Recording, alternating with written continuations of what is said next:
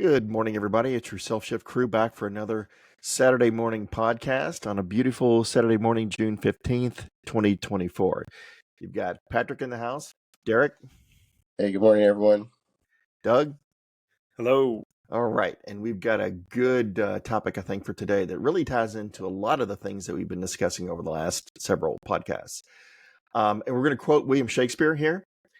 There is nothing either good or bad, but thinking makes it so. This is from Hamlet Act 2, Scene 2, and basically reflects on the idea that our perception and interpretation of events shapes our experience of them, right? So it's our interpretation of the events, not the event itself, that has any intrinsic quality of good or bad. There's also a Stoic version of the same concept. It's not what happens to you, but how you react to it that matters. All right, so let's jump right into this. And again, this one has been, like all of our topics, actually, very, very critical for me as a person that historically has taken things personally or tried to assign meaning to events from my own bias and my own filters, which typically doesn't necessarily work out very well. But over time, given the practice of mindfulness and meditation and being able to observe things, thoughts, and events, and not putting judgment or opinion on those types of the events, right? And just looking to it that it is subjective. Our events that we experience are subjective. They're not happening to us. In many cases, they're happening for us if you have a growth mindset or a positive outlook. And this has been really, really key to me because, again, like I mentioned, historically, taking things personally or over-assigning or overthinking, why did that happen? I've never met that person before. And they said this, they obviously were attacking me, although we have no context, right? And no history. Or that person cut me off in traffic. They clearly singled me out, right? And decided to cut me off personally as opposed to the 50,000 other drivers on the expressway. Again, even though we've never met each other, or even in the workplace, clearly, my peer was, trying to disrespect me or whatever because they said X, Y, or Z, when in reality it may just been a statement of fact, right? So the examples across the board, at least from my experience, have been fairly broad. And applying this concept of it's the event itself has no intrinsic meaning. It's my interpretation and assigning any value that I want to it or assigning no value to it.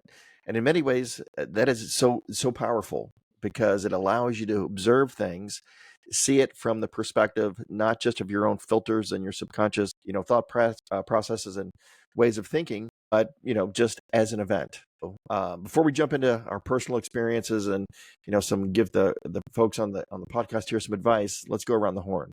Doug, I know many times you have mentioned the growth mindset and that type of thing, and this ties a lot into that. So, what are your initial thoughts? My initial thoughts, I can't believe you didn't quote the Stoic Seneca, who said, "We suffer more in our imagination than reality."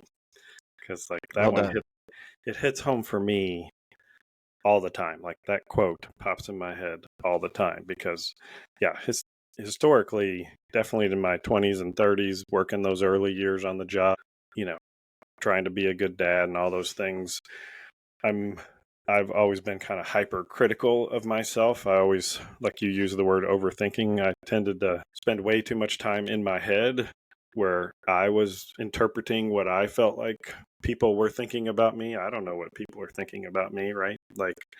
And as I'm going through work, I was just hypercritical of myself and maybe also catastrophizing, like if I don't do this right, I'm going to lose my job. And even after being there 15 years and getting really good feedback and all those kind of things. But, it's exactly to your point. The thing that has occurred is the thing that has occurred.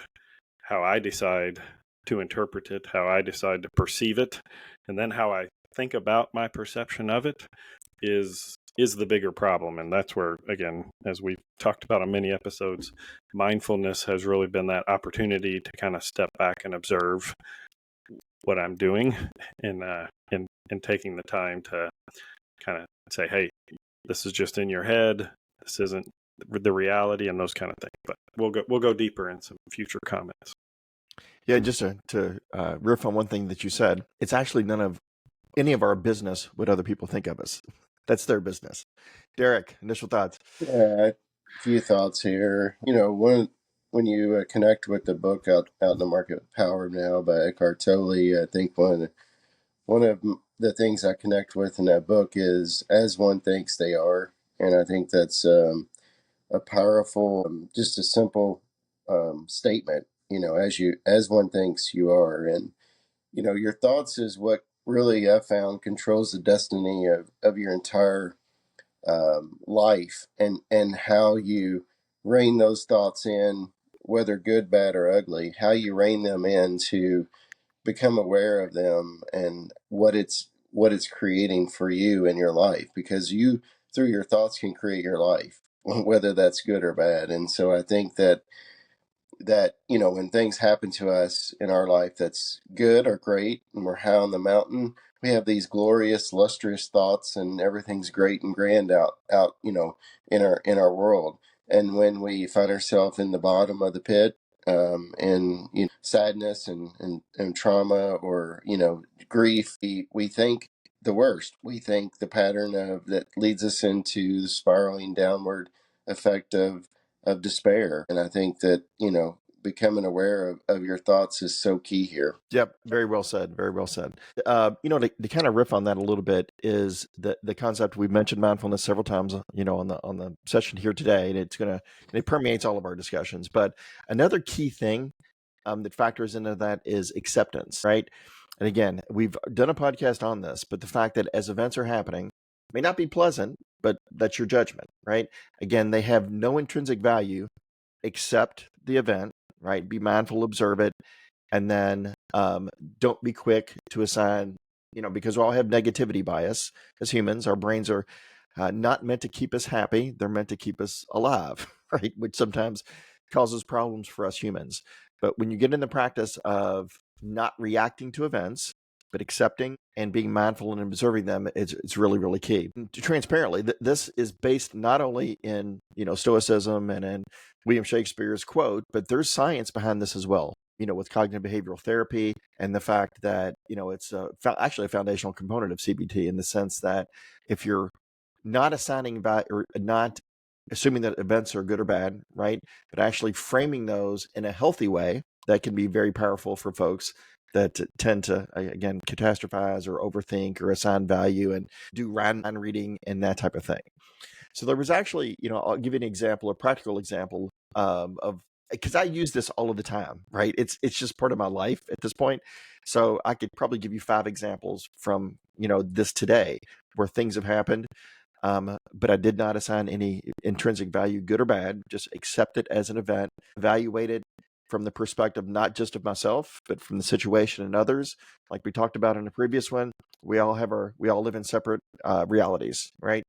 But a way that this has really helped in my work life is that, in happened this week, where I really had to apply these principles very proactively, right? Because it was a kind of a trigger point, in the sense that I was in a meeting, and I had my entire team on there, and one of my peers and her team. So it was a pretty broad meeting for our organization. And there was we're actually doing some user validation of our software. A couple of people hadn't been in there, and one of my peers on a call mentioned that, let's get folks in the headset. And I think I said, yeah, it'd only take 10 minutes. And then she called several members of my team, like, hey, X, Y, and Z, can you get in the headset? And my initial, I could sense myself starting to assign a value to that, like, why are you calling my team out? What's going on here, right? But then observing what's happening, and not assigning value to it, because I could have immediately went to, that's bad. She just called me and my team out, right? But kind of working through the process of, all right, don't assign value. It's just an event. And as I thought through it over the next 30 to 60 seconds, was able to quickly realize, first of all, she is, from a communication perspective, um, doesn't have filters. Like, she will say, what she needs to say, which is not necessarily bad, but it occasionally can come across as abrasive, right? But also was trying to get people other than her own team to look at the software and provide criticism, right? So although it wasn't, necessarily the most appropriate way to say it, maybe, is that It wasn't, I didn't assign, I caught myself and did not assign a value to the event, and we got through it. So that's like been very helpful. And again, this is such, using this technique is such a part of my just day-to-day life at this point, that things that would have previously caused me to stew for days, like be angry for days and that type of thing, I don't assign value to it, right? I don't assume it's good or bad. Now, with that being said, it's a lot easier from my perspective when something that historically you would consider bad, to use this technique to say, oh, I'm not assigning value to it. I'm going to not think about it that way, but just consider it an event and evaluate the situation. But you also got to do it on the good side as well, right? In the sense that, because we all tend to, oh, this is a great event, I look good, or whatever the case may be. You got to be practical there as well, because again, your own biases or your own thought patterns can influence how you're interpreting events. So you have to be equal. Things that otherwise or historically you would have considered good and bad, you got to apply it on both sides of the world. And this has really helped me as well, killing ego types of things, and getting too excited about something that I've done really, really well. I'm not saying that you enjoy celebrations or you shouldn't celebrate successes. You absolutely should, but keep in mind that it's just an event. And so I know I'm kind of going a little deep there, but once you get into that pattern, it's just an event, and accept it. Life becomes so much easier. Doug, I can sense that you're going to hit us with some wisdom. Yeah, I think so. I am an inherently anxious person.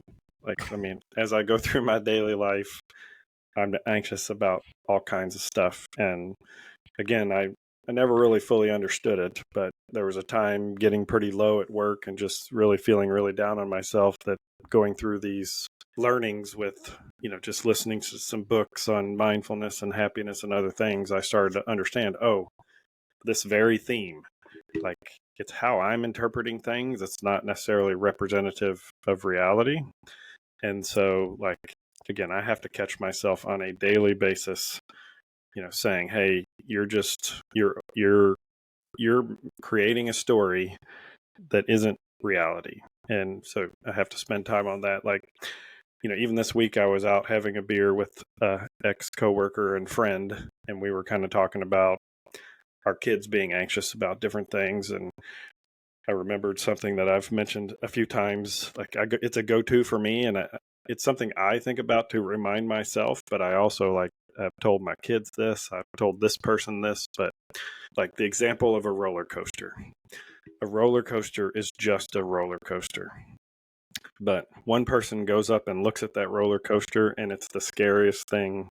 They can't, bring themselves to get on it. It seems like the most frightening thing.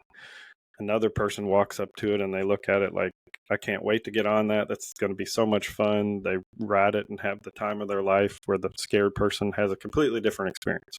But at the end of the day, the roller coaster is the roller coaster.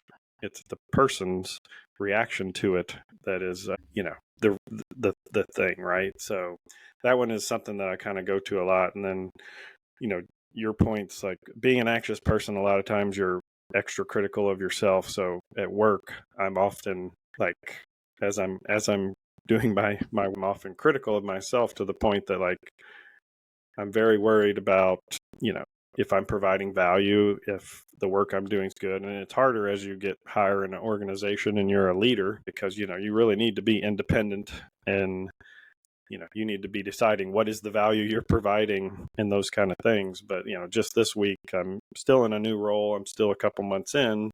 I'm spending a good amount of my week working through a couple things, and I'm like, is this valuable? And I get into this negative thought spiral of, oh crap, I've wasted this time. What I'm going to bring forward isn't going to be valued, and all those kind of things. And I just have to catch myself and say, is this a story I'm telling myself? Am I the narrator here? And I need to change the story. And that is what I need to do. So I'll pass it back. No, that was really, really good. I like the first of all, the transparency in the fact that this it's not something you use once a week. It's almost once a minute, at least for me, just getting into the habit of doing this. And when it becomes part of your, part of just your habits, it's very effective. Go ahead, Doug. Real fast though, Patrick, like a couple different times in our discussions over the years, you've talked about like evolution and why we're anxious. Like it's part of, so I don't know if you want to expand on that a little bit. Yeah, no, absolutely. That's a really good point. And we probably don't hit that enough in the sense that, humans have evolved to stay alive, right? And the fact that the human brain and and I'm not a clinician, I'm just relaying this back, is meant to keep us alive. So, for example, we all have built-in negativity bias, right? And that basically means that in any event, you are programmed to look at it negatively. For example, when we were living on the savannas in Africa or in caves or whatever, when you saw a stick on the ground or heard rustling in the bushes, you were programmed, or we were programmed, to react negatively because it could be a snake on the ground, or it could be something, a tiger in the bushes that would come at us. So don't beat yourself up for being anxious. We are all anxious. It's part of the human experience. It truly is. And it's because your brain is designed to keep you alive, not to make you happy. And through mindfulness and through acceptance and what we're talking about here today, that's how you get to a level of basically, I'm going to say neuroplasticity, but getting to a point from a consciousness level in which you can start controlling those things better, right? And not have that immediate negative reaction, but in observing things, you're able to tone that down a little bit, right? So key things: don't beat yourself up. This is how you were programmed as a human. But there are tools that we're covering on the sessions here, and will continue in the future, that will help you deal with that. How's that, Doug? That's good. Okay. I think All right, Derek. Derek, I can sense some knowledge coming out. Well, there's a four-letter word that I think is really a Let's driver keep it of. clean, Derek. Yeah, no, it's fear. Fear, fear. Yeah, it is an F word, but it's fear. And so, I think fear is what is the driver, becomes the driver, the wheel of our life. I think that we look at like moments, things that happen in our life, and everything we've talked about. But I think there's always that trigger, right? There's a trigger. In the world of we live in IT, there's always a trigger that triggers a cascade of logic or rules or processing, right? So a trigger. So for us, there's a trigger, and then there's a reaction, and then that reaction is our bias and our judgment and our assessment, and then from there forms our action, whether it's living in fear, some kind of emotion comes out, some kind of anger or bitterness or rage because of something that triggered it, and you reacted to it, and then your action showed up. And so I think that would be something like a little simple formula people can remember what triggers you, and how you react to it will drive your action. And I think that's very important in our lives to just become aware of those trigger moments, the things that trigger us to judge, assess, label, condemn, that negative pattern that we all typically go to, becoming aware of that, and reframing that in our reaction to look at it from intent or openness, or looking at it for what it is, and not attaching so much meaning to it in that moment, to drive us into an action. The action is to still be connected to whatever that trigger is. If a person is triggered or said something harmful, still being able to be with that person in a positive state versus a negative state, or that situation in a positive state versus a negative state. I think that's very key. Yeah, no, that makes perfect sense. And we are getting close on time here, so let's go around the horn. I'm going to close out because I really appreciate Doug bringing the perspective of what the evolutionary part of it is, and I'm going to take it a little bit further because I think this is really important. Is that humans haven't evolved to the level of society today, right? We are evolved to live in caves and hunt and gather and do other things, on the savannas and that type of thing. So the fact that people struggle in today's world where we're sitting and have electronic devices and that type of thing, and are basically, even from an addiction perspective, right? Addiction is a part of the human experience that kept us alive when we were living, again, in on the savannas of Africa. Because if we found food or we found whatever, there was a release of dopamine. Remember where you are, remember what you ate, and come back here. That manifests itself today in people drinking too much, people being addicted to social media or whatever the case may be. Don't beat yourself up, right? This is part of the human experience, but with a lot of the things that we cover on this channel, it can become much more manageable. So I don't mean to proselytize today, but I think we've really covered some good stuff here. Doug, parting thoughts? Yeah, I mean, building a little bit on the comment you were just making, like in today's world where, you don't have to go find and kill your food. So you have food and you're not focused on survival. You're really focused on entertaining yourself or distracting yourself. And so one of the problems is when you have an idle mind, when you have a moment that you're not focused on something, like what's going to creep into your mind is going to be self-talk. And it's going to be like, is that self-talk going to be critical of yourself? Is it going to, are you immediately going to go to, oh, I haven't done this yet, or I haven't done that yet, or I got to figure this out, or I'm going to lose my job, or, whatever, I'm catastrophizing. But the problem is with those idle mind, you go to those things, and it goes back to some of the stuff we've talked about, but, trying to come up with different ways to, I guess, focus on learning something or engross your mind and being curious about something or other things like that. Like, just recognize that sometimes that negative self-talk that you have going on is just because you're bored or because you don't have anything else occupying your mind, and think about, doing something about that.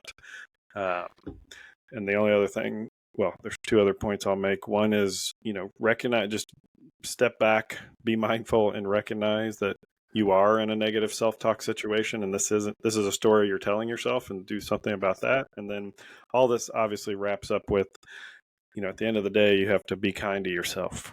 So Absolutely. And I will say that negative self-talk and those thoughts that pop up, again, are the brain trying to keep you alive, right? By keeping you in a safe space. Don't go do that. That could be dangerous. You don't want to stretch out there. If you stay in this comfortable little place or whatever, you're not going to get hurt. So that type of thing. Derek. Yeah, just to close out with a very, Wayne Dyer is one of my favorite spiritual gurus as well. And, he, in all of his writings and speakings, there's one profound thing that always stands out to me when I think about thoughts and how we, process and internalize thoughts to drive us into some form of reaction, action.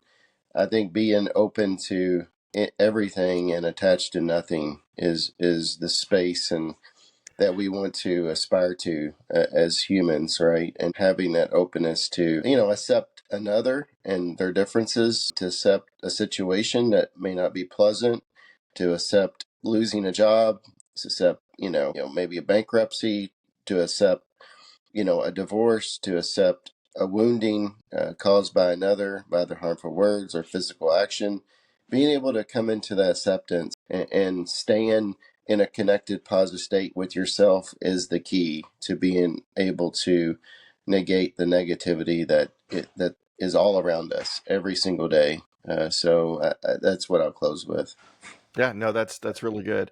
And one other thing I know I've already closed, but I'm going to say one more thing, is that even events that happened years ago, right? Mhm. So for example, there are people out there that still are mad because they're 60 years old and on their 16th birthday, their mom didn't get them the right cake or something. I don't know, something that happened years ago, right? It's never too late to go back and evaluate events that even were in the past, and don't take away the negative or positive connotation, and just, it was an event. That's a way of, I don't want to say time travel, but it is a way to even consider dealing with issues in the past. Alrighty, so let's close it out here. Remember, positive change is possible. Be curious, not judgmental, in the immortal words of Ted Lasso. We'll see you next time. Thank See you. ya. Bye, everyone.